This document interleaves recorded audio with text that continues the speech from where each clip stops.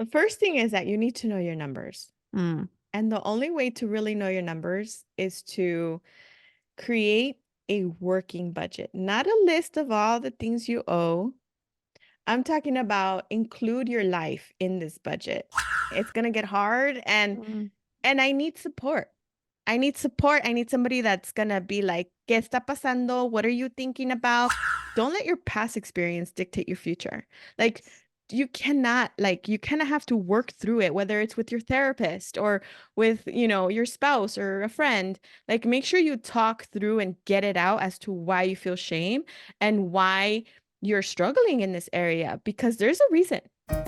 Sabrosura pa' ti que Hello, everyone. This is Pam, the Café con Pam, the bilingual podcast that features Latine and people of the global majority who break barriers, change lives, and make the world a better place. Welcome to episode 353 of Café con Pam. Today, we have a conversation with Mayra Alejandra Garcia. Mayra is a financial literacy education and coach on a mission to empower and motivate families to live a debt free lifestyle. After spending years in debt, she started her debt free journey in 2010 and was able to pay off her debt in 17 months. Maida is a wife and a mother of two and is passionate about teaching financial literacy. She's also the host of the Debt Free Latina podcast. Listeners, as you may potentially gather, I don't know, Maida is a friend of mine. So we are fellow podcasters. We connected through the podcasting world, and she is awesome. It's kind of funny because I always want my friends to be on the podcast, but oftentimes I forget. And at the same time, one of the things that I told Maida is I have the list of people that I love and care about ready. So when the time comes, of course, I want everyone to be on Cafe Con Pam. And so this conversation with Maida was awesome. I think, frankly, it was short. Not like we still went the full hour, but I think we have a lot more to talk about. And so I'm curious because the conversation around money has one that's come up a lot. And I recently was on Jen Hemphill, who is another podcaster who also talks about money.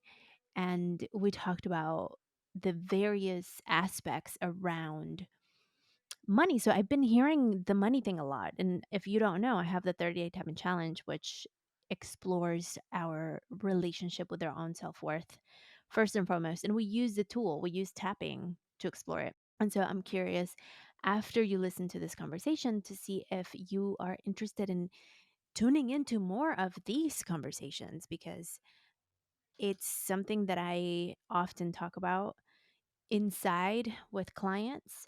Y I'm curious to know if this is something that you want to hear more about. Sin más ya. I know I talked too much already. Here's my conversation with Mayra Alejandra Garcia. Mayra, welcome to Café con Pam. Thank you so much for having me, Pam. Thank you for being here. I'm so excited. It's kind of like a long time in the making. Yes. So, the first question that we always ask is what is your heritage? I am Mexican American, And where are you tuning in from today? Phoenix, Arizona.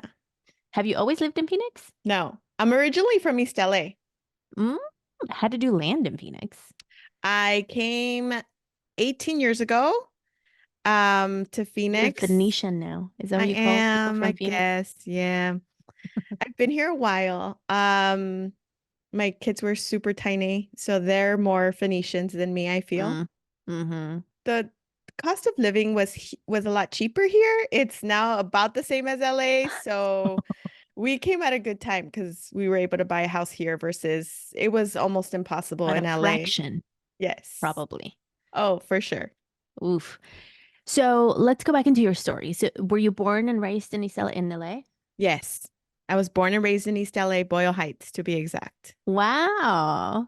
And Yes. so, and I say wow, because that's like where everyone talks about, like it's the brown people place.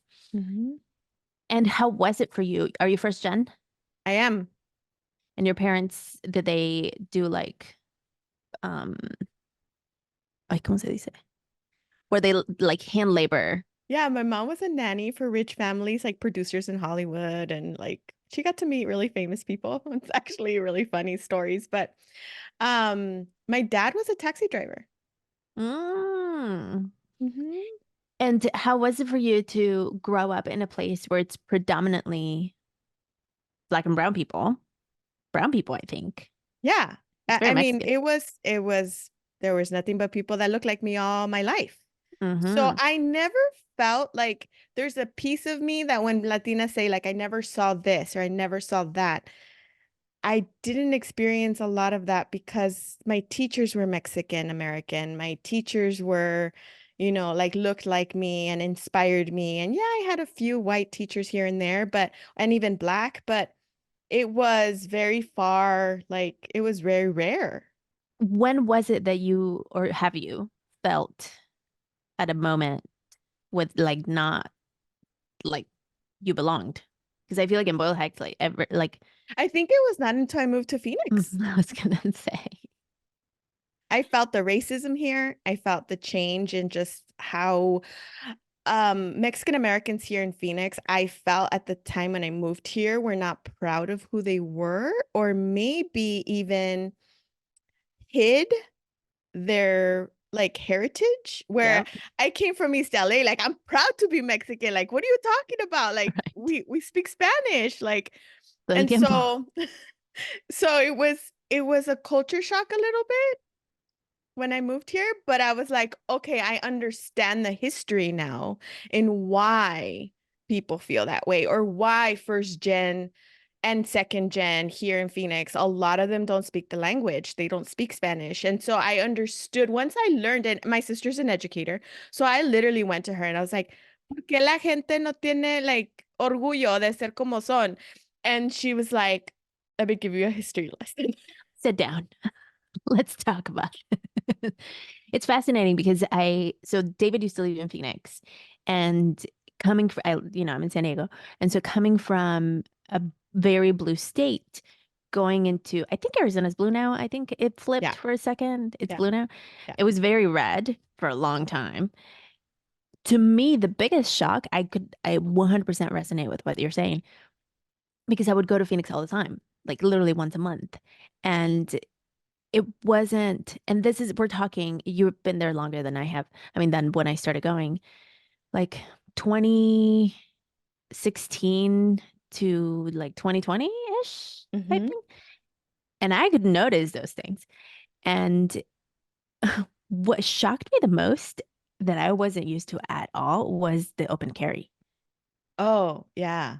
Yeah. It's everywhere. I mean, it's literally everybody open carries. It's the Wild Wild West over here. It's fascinating. The first time I remember we were at a restaurant and we're walking in, and this guy is literally sitting down, loaded up, like on his belt.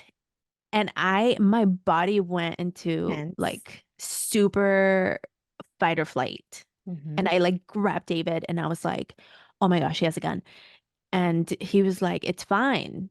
He Hmm. was like, this I, is I what happens here. Like that doesn't mean that he's going to do anything with it. And which I, and tell me if your perspective has shifted a little bit living in a state that's open carry. Because when David and I talked about it, he's like, I would rather see someone who's open carrying and know that they're carrying than someone literally pull something out of nowhere without like being aware of it. And it made me think a lot about that. it was something that definitely shifted my perspective because when I did move here 18 years ago, I was fearful of guns and I was raised in California. We don't have those things. Right. And it was a little scary, but I also had my sister who had been living here a little bit and explained a little more of that. So, um, I vividly remember this one situation that happened in the Arrowhead area at the mall. And that was the day, even though I had been here years, I was still against it. I was still like, nope, like nobody needs to be carrying a gun. Like it's not necessary. Um, but there was a situation where somebody walked into the Arrowhead Mall with a gun and started shooting at people, but Mm. because somebody was open carry and had a concealed as well, like he was open carry, but he also had a concealed weapon like license or whatever. And he shot the shooter like Wow. pretty quickly and early on. So like it could have been a huge like what do you call them? Tragedy. Yes, like it could have been a lot of Or casualties. like an instant. Yeah, Yeah, but it was handled very quickly by somebody just shopping.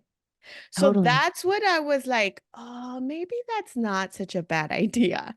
And so now I am grateful, like when I see it, and I'm like, okay, I feel safe here. Like if somebody gets crazy. There's somebody else that will, I know. It's like, and this doesn't have to turn into a like a conversation about guns, but having lived in places in various, like I also, my sister lives in Kansas City, so I go there all the time. They recently had the shooting. And so it's it's a different reality that you experience, and a conversation that I've had with my partner, with David, because he's also lived in the Midwest for a long time, is that I don't know if it's possible to get to a place where gun control is going to be possible because we're so far into the fact that people have so many, like it's been so open for so long that it would just create a like revolution. It's civil right, like a whole thing. Yeah, I think so too. And so I think this is like, It's one of those things where it's like every topic that is controversial. yeah. Unless you can closely relate to the topic Mm-hmm. and you have a personal experience or somebody very, very close to you that you love has been personally affected by it, it may change your mind. And I've had a lot of those moments throughout my life where I'm like, no, es que esto. And then I'm like, oh shoot, maybe I'm wrong. Maybe I should be a little open-minded and not be so because I haven't had that experience myself. And Totally. so I think the most important thing is to understand, even if somebody's on the opposite side of what your viewpoint is, to understand the why they feel that way and Mm-hmm. what has their life experience showed them that they're so stuck on the opposite viewpoint, right? Right. And I think that's for me the most important. At least we can agree to disagree, but I understand why. Totally. We can have a conversation around it and hear, to your point, the various types of opinions and views and perspectives, because I think many times being super radical prevents people from listening. 100%. Absolutely. Well, yep, I agree. Oof. Bueno, back to your story. That was like a super intense pit stop.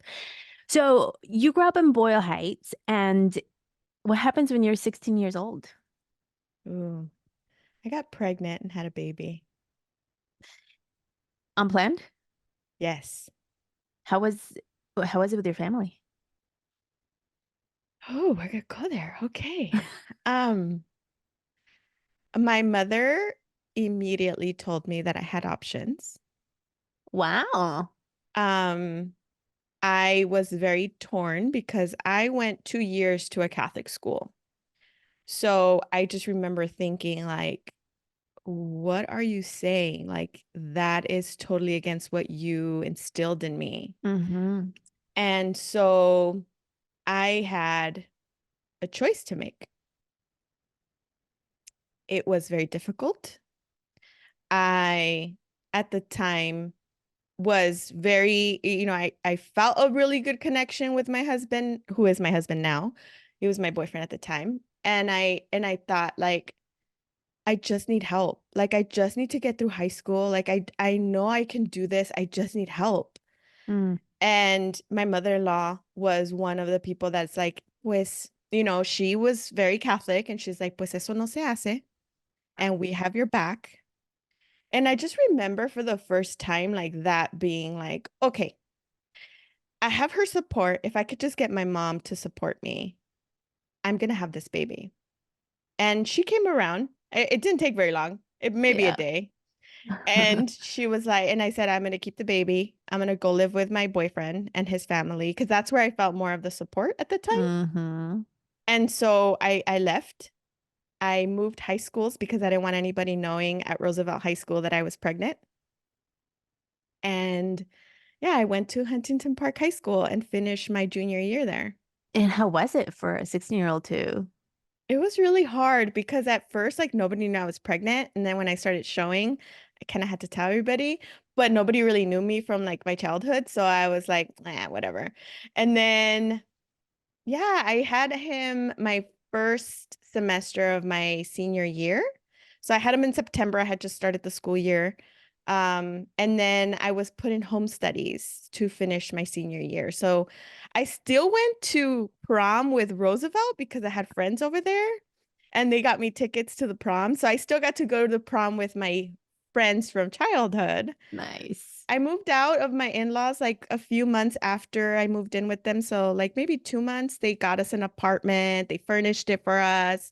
I had a lot of support. Like I have no complaints. So my in-laws have been, I mean, to this day, they're super supportive and always helping us out. That's awesome. How was the conversation with him, with your husband? Of course, he was shocked, but at the same time, he was like, You were "Well, both we'll 16? do."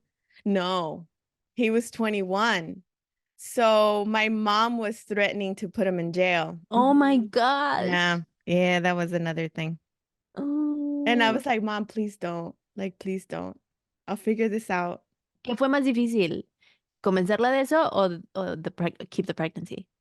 It took a while to convince her not to press charges, but at the same time, I was like, Mom, I'm not dumb. Like, I know I'm a straight A student. I was college bound. Like, I'm gonna figure this out. Mm. And she did. Yeah. That's awesome. Yeah. That's a So, wild story. I don't think I've ever shared that. I'm like sweating, girl. well, I mean, it's part of your story. And I think there's many stories like that. And so for me, my best friend in high school, when she was 15, she got pregnant. And so because she was pregnant, my mom was like, "You're not going to be next." And she sent me to Mexico City. And so I've shared I this. have heard this story. And so I'm familiar with the realities of teen pregnancies, not from a first-hand experience, but from like an immediate like friends. And I do one of the things that I think they're super interesting, and I need to stop saying interesting so much, but is how the moms of the girl, of the woman, abortion doesn't come into the conversation until it's their daughter. Hmm. That's what I have seen it many times when it's like, no, no, no, eso no se hace, you know, but then it's your daughter, then, oh, we consider it, which I'm like, oh, this is so fascinating, you know, like, because I wonder, and we don't have to go there, but it's just something that I've thought about. Like, I wonder if it's because el que dirán. I think maybe a very small portion. My mom was very radical and like le valía madre. So like I mean she was more concerned about my future and making sure I didn't mess up what I had going for me. Mm, And I think that was her motive more than anything else. nice. Yeah. I like that. So for Mayra, 16 years old, knowing that you had a trajectory, kind of like you liked school, you had this path, and then there's this kind of like, oh, this could be a little bump in the road, pun intended. And so, how do you make sure that the plan does still plans? I actually was able to move really quickly and I was like, okay, I'm a problem solver by nature.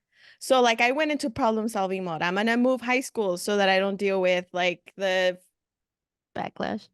yeah, like just the shame, right? The shame Mm-hmm. that being around my friends from childhood. I'm gonna try to find a solution once the baby's born to continue going to high school. I promised my mom that I would graduate on time, and I did. Nice. I did sign up to the community college, but that's when things got really hard because I needed to work. Right. And so going part-time and not going full-time was something that bothered her, but she was like, pues tú sigue, like it's not a big deal. Um, yeah, like I just went into the workforce really young and have been ever since. How did you manage with your husband? When did you get married? I got married in 2006. So after I had 2 kids with him. Oh, wow. Yeah, I did things backwards, girl. Everything backwards. But hey, you made it work. Hey. And why did you decide to get married? I mean, you had been together, you had kids, like all the things. Yeah. So when we moved to Phoenix in 2006, we moved in September of 2006. And we moved into my sister's house temporarily for like a month or two. As brown people do. We had a conversation with her and her husband, and that's when it just kind of was like, when are you guys getting married? And that Mm, kind of sparked everything. So we were married 2 months later in November. It was quick. It was así. yeah, I think we planned it in 3 weeks. Nice. Yeah. ¿Pero tú querías una boda o fue más así como que pues ya estamos aquí? I did want a wedding and I really didn't care that it was small because it was. I think for me, I did want to like get married. And your kids were there. Yeah. How fun. Yeah. That's awesome. So, being that you were a young mom, that you had to start working, how did debt happen? Oh Was it gosh. because of that? Well, when I got with my husband back when I was 16, he already had credit card debt. So I went into this like, okay, he has student loans, he has credit card debt, and I just inherited this moving in with him, right? So I wasn't working at the time. I was still in high school. Right. So I was like, well, I'm going to help this guy get organized, but I didn't know how. I didn't have the tools yet. Right. I just had enough knowledge to be like, well, we can't live above our means. Like that was like the gist. But he only made like $7 an hour at the time. Oh my gosh. And yeah, this is 2001. Wow. And I was like, pues ni modo, we're gonna figure this out. So it took us forever. But then things started happening, right? The baby needed new clothes, the baby needed new stuff, and I needed stuff. And so we started getting different credit cards for different stores and trying to get the discount. And then you get sucked in, and just Mm-hmm. like everybody else. Mm-hmm. And so, yeah, we needed a car because at the time when I met my husband, he has a 2-seater CRX. Oh my gosh. Not a family car. No. So when we had the baby, we were forced to get another car.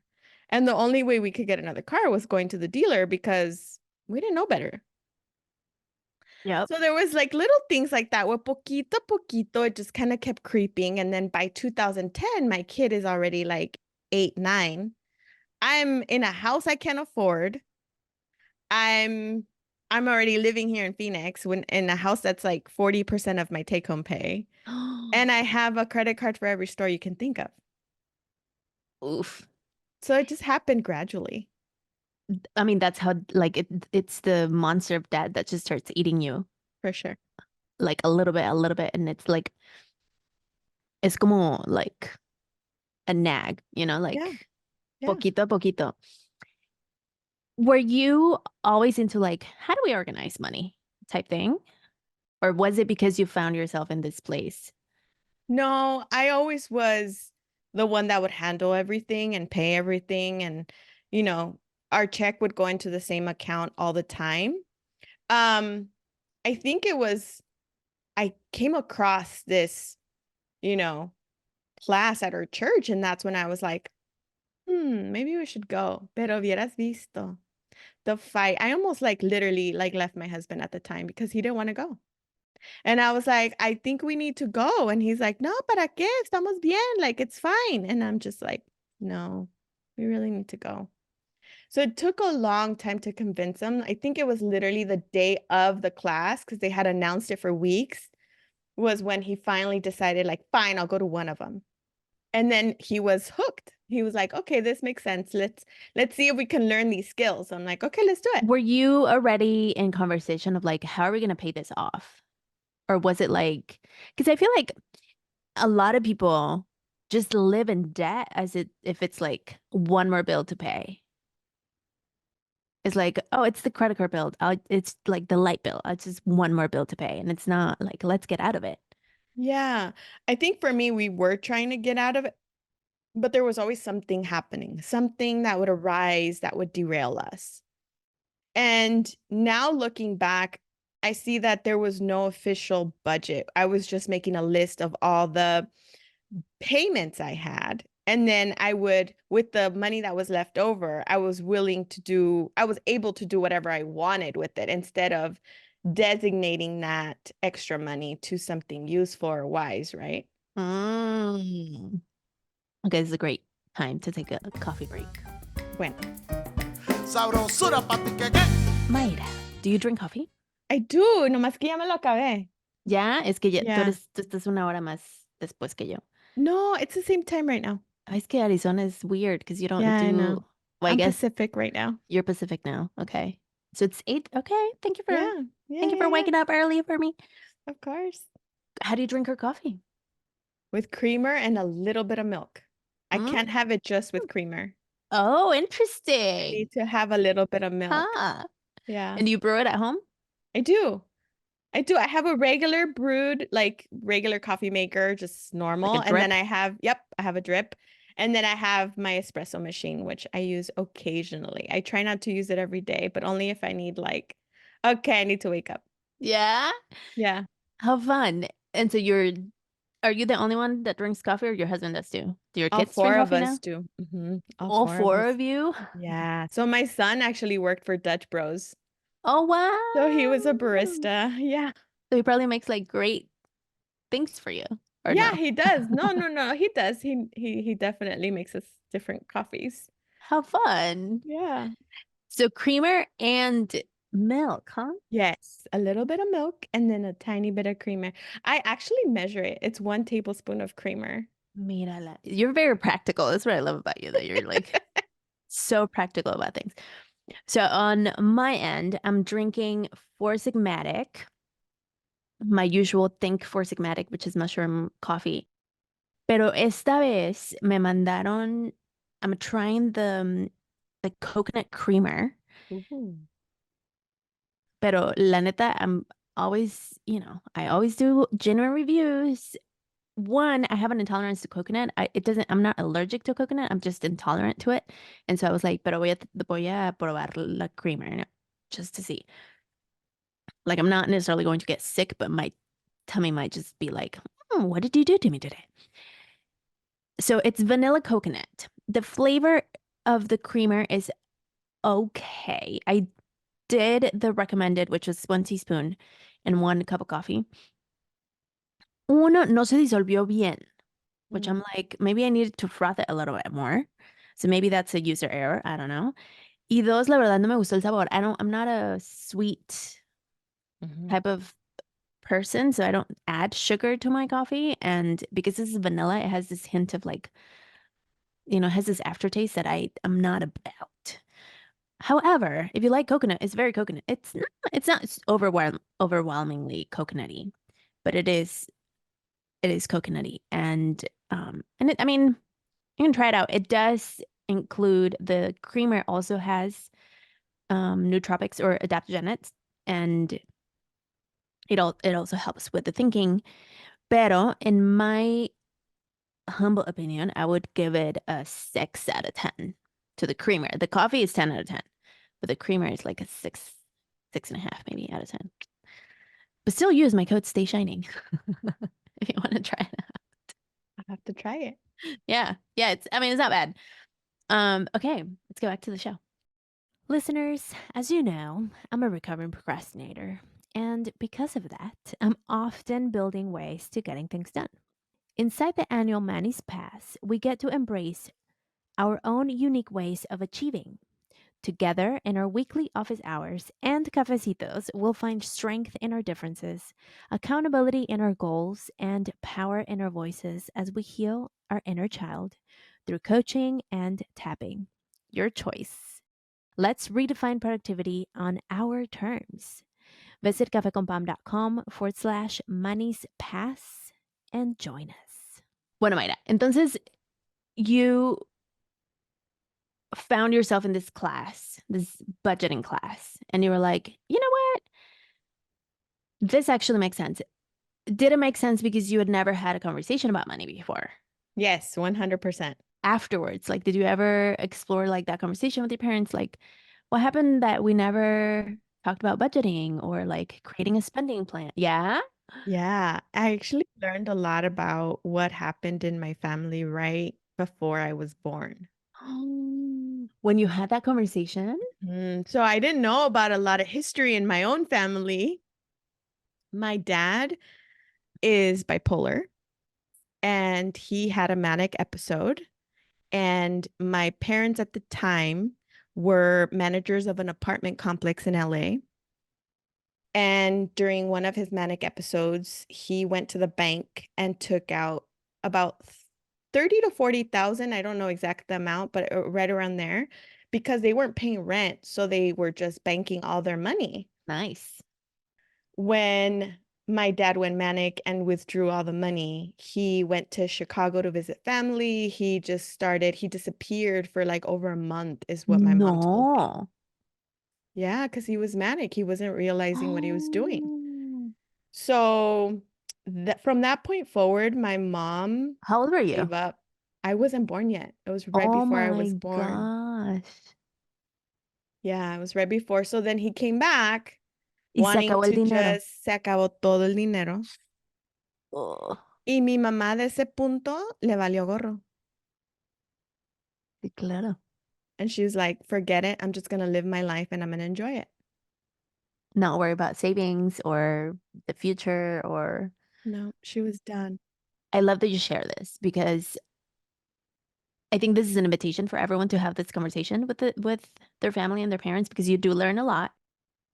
And it also shows us how looking at it from a trauma perspective, it also shows us how we utilize historical data to make decisions moving forward. And so in Mhm, your case, your mom was like, look, el dinero se acaba because whatever reason, in that case, it was your dad. And so maybe the story that she created at that moment was like, no tiene caso because at some point it could just go away. mhm, Wow. mhm. ¿Y luego qué pasó? My mom was always living paycheck to paycheck her whole life after that. Like it was not something we would talk about. We would go wild at tax season and buy all the clothes for the year and the shoes and everything. And I mean, ahorita en ese tiempo, she would like, oh my gosh, there's thousands of dollars. Let's go shopping. And my mom lived at the mall. My mom would take us to the mall all the time. Wow. Mhm, And that makes me think of like right now, I'm moving and I'm noticing with my own mom the apprehension of getting rid of things mhm, because when also looking at it from historical data, when you've been your things have been taken away and then you finally get something, it's really hard to let go of it. And mhm, so one thing that I've been having a lot of conversations of like, like you saw my post of like, it's really easy for me to get rid of everything but my journals, like, but for some people, I worked with a client who was moving and for her, it was really hard to get rid of clothes mhm. because in her case, when she was young, she didn't have a lot of them. And so finally, when she did, it was this like, that's the only thing I have. Yeah. I have a very similar like there's a similar story with my mother-in-law. In Mexico no tenían mucho and now her closet is like bursting at the seams. Claro. And probably some things still with the tag and Oh, 100%. eek. Bueno, entonces you have this conversation, you start working on your own debt. Mhm. It takes you 17 months. Mhm. What did you do different? Actually, my husband got a second job like right away. That was one way that we were able to So you increase our made more income. money. Yes. So we increased our income and we knew it was going to be temporary because we couldn't keep his second job forever. And so once we did that, we also had a huge hailstorm in Phoenix that hit the city. And my husband, so this is Um, 2010. So it was like in the fall, September-ish, this hailstorm hit and destroyed his 2009 car. So his car was fairly new. Like it had like so many dents. It was incredible, like hundreds of dents. Mm, And so the insurance company gave us a really hefty check. nice. And my father-in-law es carrocero. Ah, So he's like, I'll fix it for you. Just give me the material money. And nice. so we were able to bank a significant amount. Like at the time, I think it was like $4,000 to $5,000. And Nice. so we threw it at our debt. We didn't spend it. We just got rid of it. And then that kind of helped us. I think like 2 months after that was when we were completely done. That's awesome. Yeah. And so I want to come back a little bit when you said, because I feel like I hear this a lot. When people say, I'm really trying, but then something happens. Like the refrigerator stops working. And so I'm like trying to pay it off, but then like something happens. And so when you're like, when you finally decided we're gonna do this, he gets a second job, you get the money for the car. Did things still happen? Yes. Because things will always happen. Yes. And so what was the decision? How did you make sure that you stayed on track while things were still happening? What's interesting is that I never grew up going to a secondhand store. Mm, My husband didn't either. And it was one of the taboo topics even in his home growing up. So when I considered like, well, I need this, I need that, let's go to Goodwill or let's go to Salvation Army or let's go, it was like, sí, pero no le vas a decir a mi mamá. mm, So when we started looking at other choices, other decisions, secondhand this or secondhand that, there was a lot of we had to unlearn from our childhood, like that it's okay because it's only temporary. mhm. Like it's okay because we don't plan to do this forever, but this is just while we get out of this. And what's funny is that we never really stopped going to Goodwill. We just like going and browsing. It's a great place. It is. You find like And super awesome finds. I mean, a veces, I can walk out with nothing. I just love going to browse, a ver qué tienen, that Right. things change all the time. I And know. so, yeah, it's just one of those things. We still have never told my mother-in-law that we go to Goodwill occasionally. And it's Ah, just one of those things where it's like she don't need to know. she don't need to know. I think one thing that I find fascinating with this is, white people be like restoring shit and like, let me DIY like this old table that I found in the alleyway. And it's like they're so proud and it's like this trendy thing. And for us, is like, I remember when you say that your mom used to babysit rich kids, my mom used to go to like Pacific Palisades and um I don't remember what is the other one? Huntington, I don't know. Like the big houses. And many times she would come home from like, this wasn't the curb and it was like a brand new something. And it was Mhm. literally just sitting on the curb. And so I laugh when I see this like, oh, I found this thing and I'm restoring it. And I'm like, Latinos have been doing this forever. Immigrants have been doing this all the time. And maybe this is why there's a little shame around it. Yeah, I think also my mother-in-law comes from a very like super, super poor, like had nothing to eat. And so Mm, now living in the States, she's like, I don't need to live that life anymore. And right. and she's so like, in some ways, I'm like, yeah, you don't. Like, it's fine. But a Totally. lot of it comes from trauma. Like, ya no quiere sufrir, ya no de, like she doesn't deserve anything secondhand anymore. She deserves like new. And I'm like, yeah, okay, that's fine. You can afford it, go for it. Yes, absolutely. Yeah. And this is why having conversations and understanding where people come from is really important. Because Mhm. many times we could get frustrated, like first, second gens, like you see your immigrant parents, grandparents, and you're like, por. But then when we give ourselves the space to think back, like, oh, this is why. Yeah, Okay, fine. I for sure. understand. And it's not that she's fijada because she's not. Right. It's more of a, if you understood her childhood and how hard it was, you understand that she deserves better now and And then you would she probably be like, can. yes, you Yes, go like for buy it. the brand new thing. Totally. Your inner child would love that. Yes. Okay. So you get out of the debt. I'm hoping, stop the second job, Yes. and then you have this great life. What decision, conversation happen around we're not going to have any more debt? It was one of those things where I didn't want to be in that stressful situation anymore. I just had this, him and I both agreed that that was stressful and we don't want to live that life. We didn't get to enjoy a lot of things that we wanted to when we were in our 20s, even Mm, in our early 30s, because we were in the middle of raising kids. And like we never partied, we never went to clubs, we never like we didn't know any. So now I feel like that, I'm about to be 40, he's in his 40s. He's like, let's go live our life, let's go travel. Like we have plans like the whole year to go do something like almost every month. And it's like the only way to live it up for us right now is to stay out of debt and not pay interest to anyone. ooh, and not pay interest to anyone. So for people that might be where you were before you paid it off, Mhm. that I mean, one, when the store tells you, would you like to get 10% off and sign up for this credit card? The answer is always no, people. The 10% is not worth it because then you're paying the 10% interest to your point of the interest. So, what would you say, like three things that people could do to start getting themselves, digging themselves out of the hole? The first thing is that you need to know your numbers.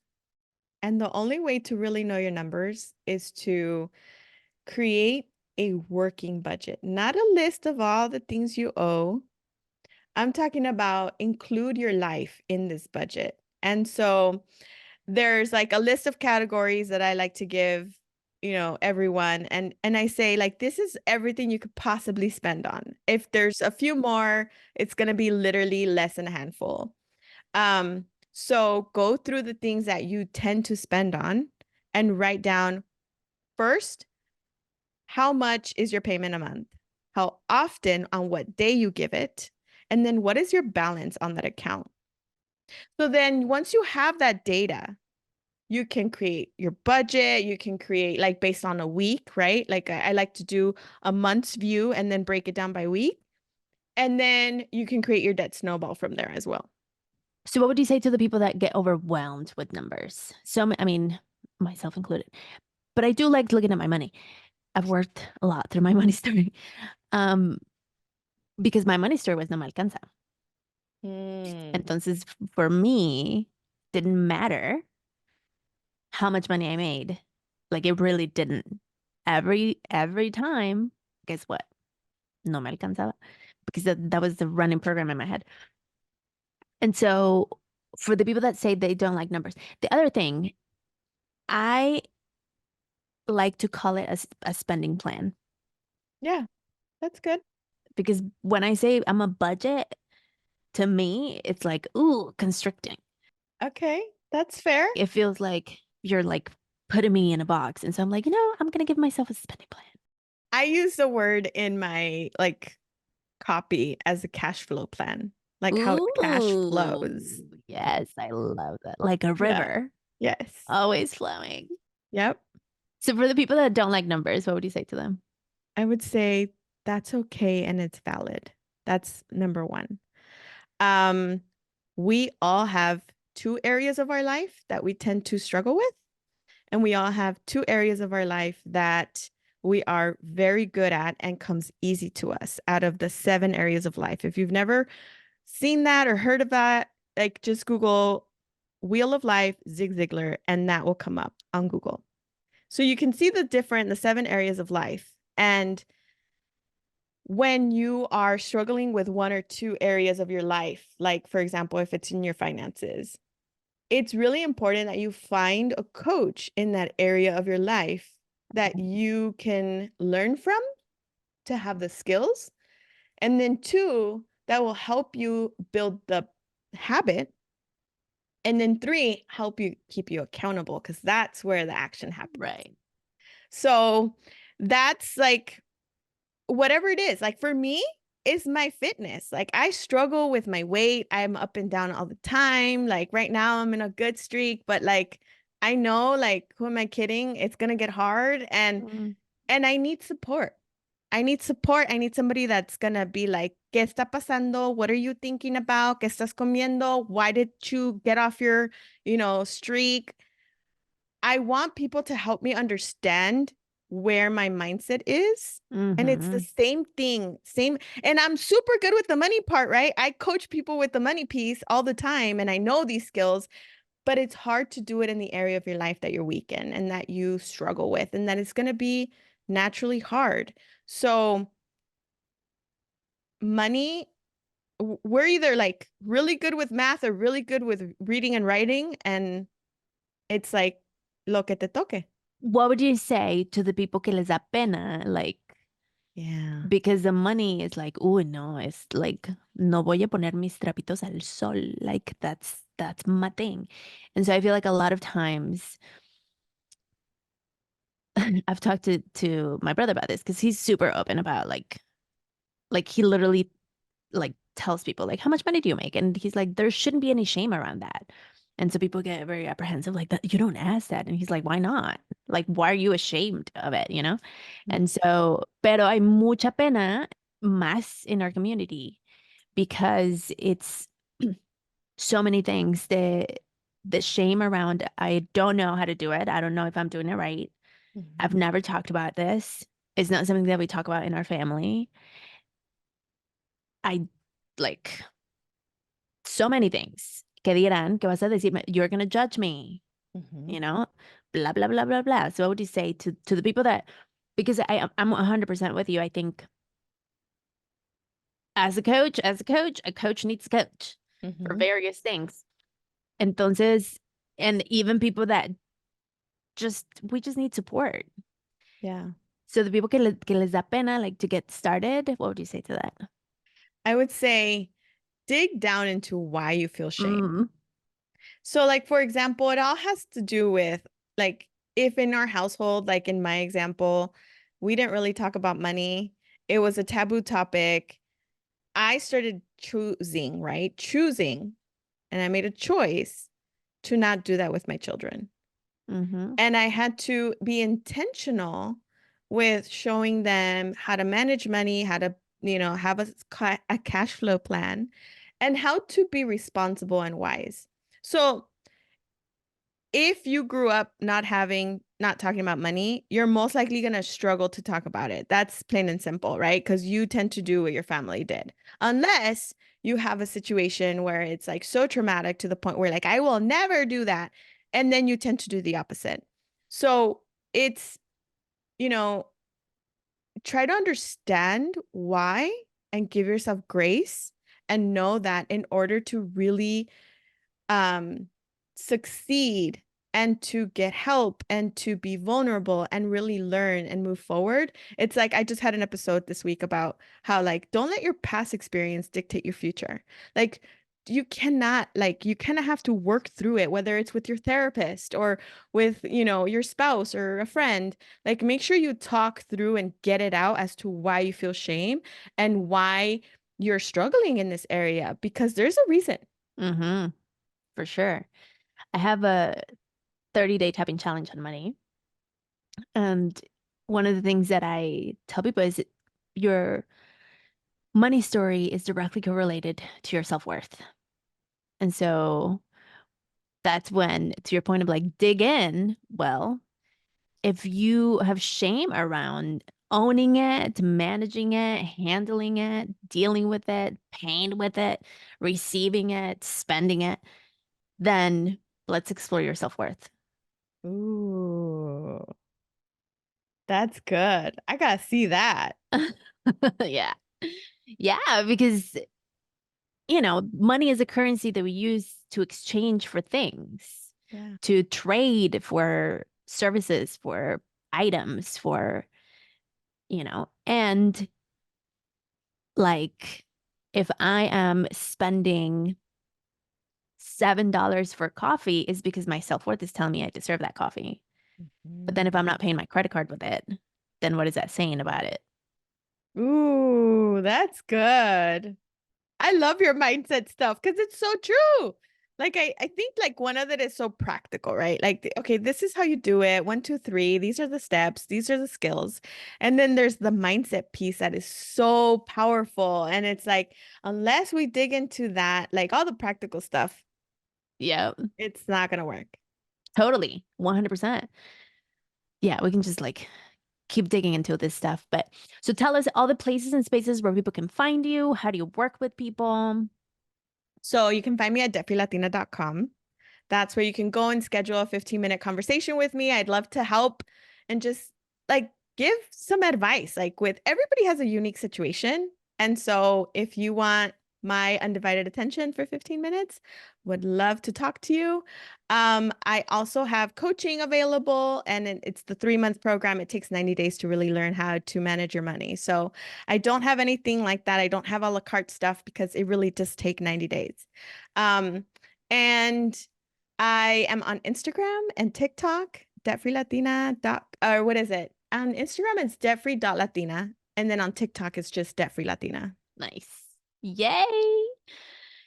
So exciting. I am so excited. I'm so excited that we had this. Oh my gosh, I love you, Pam, and especially having the opportunity to meet you in person at Podcast Movement That last was year. so cool. Yeah, Mayra, for listeners, she was my WhatsApp friend for a long time. Yes. And we literally talked on WhatsApp for a long time. And And we were holding each other accountable to I be was on gonna YouTube. say, yes. How's that going? It's good. Nice. Yeah. I posted. I've been posting my episodes since, like I started posting again and yeah, everything's on YouTube too. Yay. Yeah, my YouTube journey is so we talk about it in the WhatsApp about YouTube. So I've been posting also. I have like 80 subscribers. Yay. Yay. I don't know. I So probably have like 20. we'll get there. It's all about quality, not quantity. That's right. So, well, Mayra, thank you so much for coming to Cafe con Pam. This was super fun. Thank you for having me, Pam. Yes, we need to bring you back and do like a full dive into like get out of debt. Because Ooh. I feel like, especially for under-resourced communities like ours, Mhm. debt is a thing that's really pushed. Mhm. Like you're handed a credit card the moment you walk into college. You're handed a credit card when you go to like any retailer. Like, do you want the 10% off that I was saying earlier? I hear it all the time and I'm like, really? You realize that this 10% off that you're giving me, I'm going to pay triple that in interest over time if I don't pay this off immediately. Mhm. I also think there's good debt and bad debt. And I think Mhm. even a credit card could be good debt if known how to manage. Yes, I agree because I do own one now.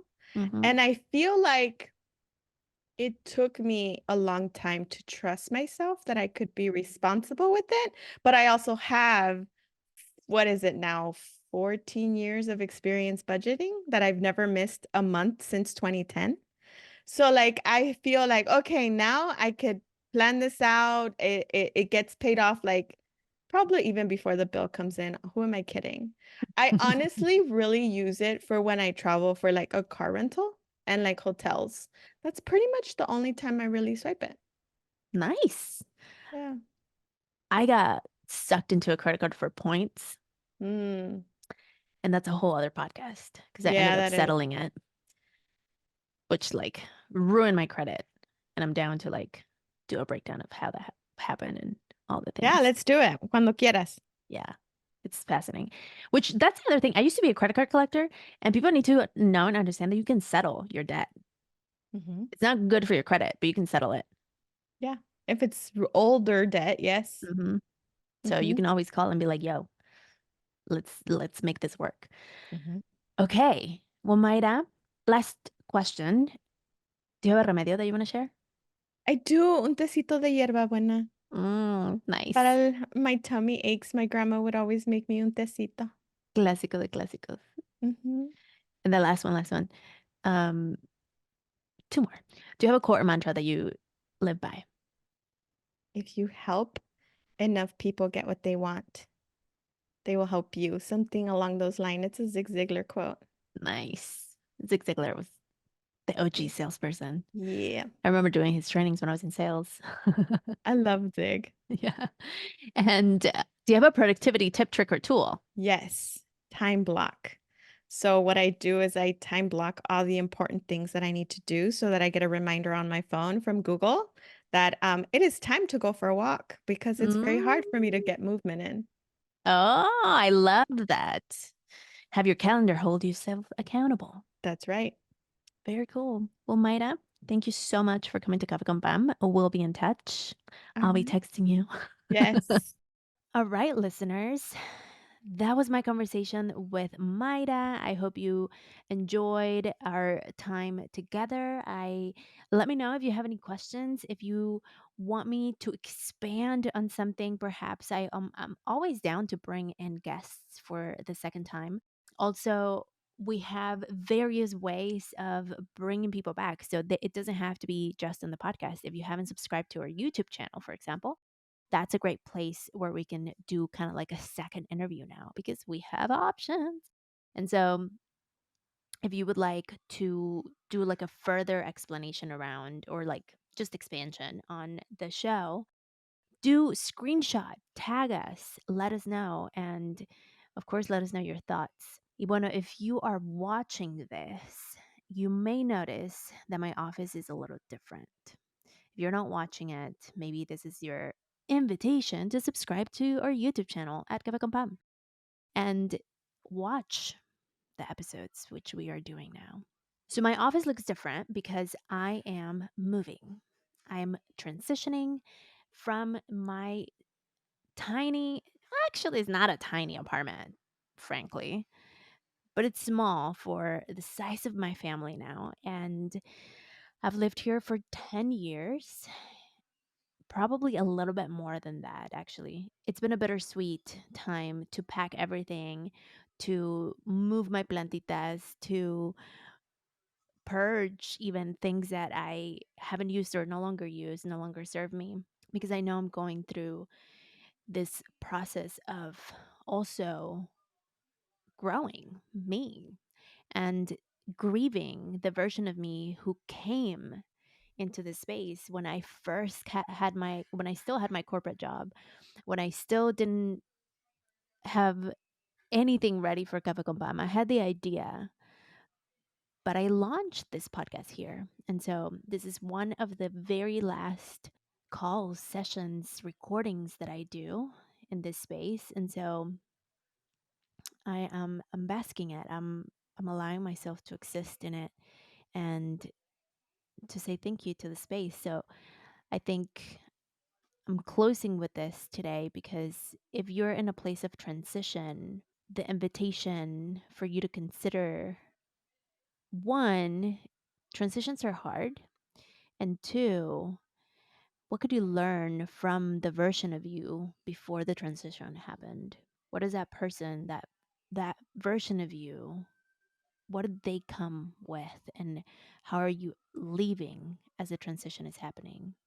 Because for me, as I'm leaving this apartment, I am so much more confident. I own my voice significantly more. I'm still working through it. I don't know if this work ever ends. I don't think it does.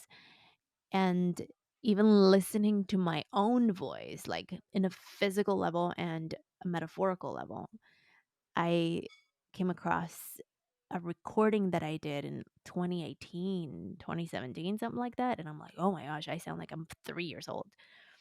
And it's been a super fun journey. So if you've been here for a while, thank you. Thank you for being here. And thank you for being on the journey all these years. So onward to the next place.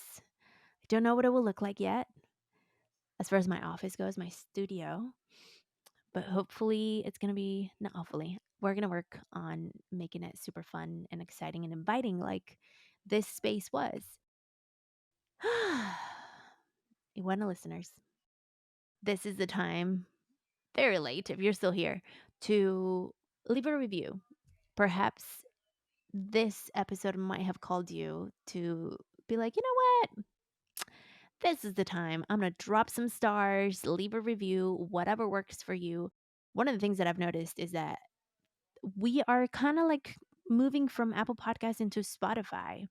So if you're listening on Spotify, you can drop stars. If you're still listening on Apple Podcasts, those are the two most popular for Café con Pan. And so I quiero estornudar. If you are on Apple Podcasts, then that's where you can leave a review and actually drop your thoughts. And stars, obviously, stars are always welcome. And if you're in another podcast of choice, you can always do that as well. Of course, follow us on the socials at Cafe Compound Podcast, Instagram, Facebook. More content, exclusive content we are dropping on YouTube, exclusive interviews that are not being dropped in the podcast. I'm doing in person interviews because it's what I've always wanted to do. That's where we're going to drop the live episode that we recorded in San Diego recently. And so go to the tube. You want to, listeners, if you are like, what does this woman do? Check out cafecompam.com. I have a program called the Money's Pass.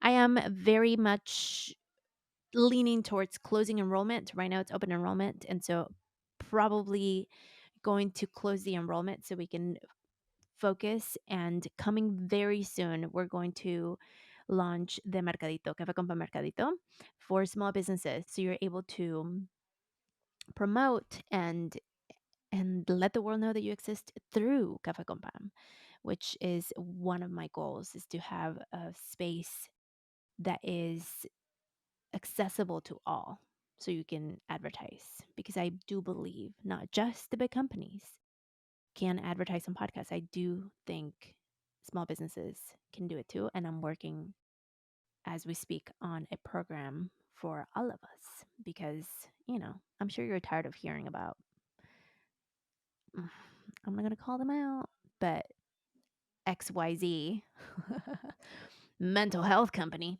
because there's so many other incredible people that can take up that space, and that's what Cafe Compam is for. So while we do open up the space for big advertisers to come, I also want to make sure that the space is also open for people that have less access, less capital, less resources, because that's why we exist. All right, listeners. Well, thank you so much for being here today. If you made it until this point, we have new Cafe con Pam stickers. So if you're still here, go subscribe on the YouTube channel. So if you go to YouTube and you subscribe, hit the bell, obviously, so you're the first to know when new episodes drop. Leave a comment and say the word panda. You write panda, I'm going to send you a sticker. On my dime, I'll pay for the stamp because I want to see how many people stay till the end.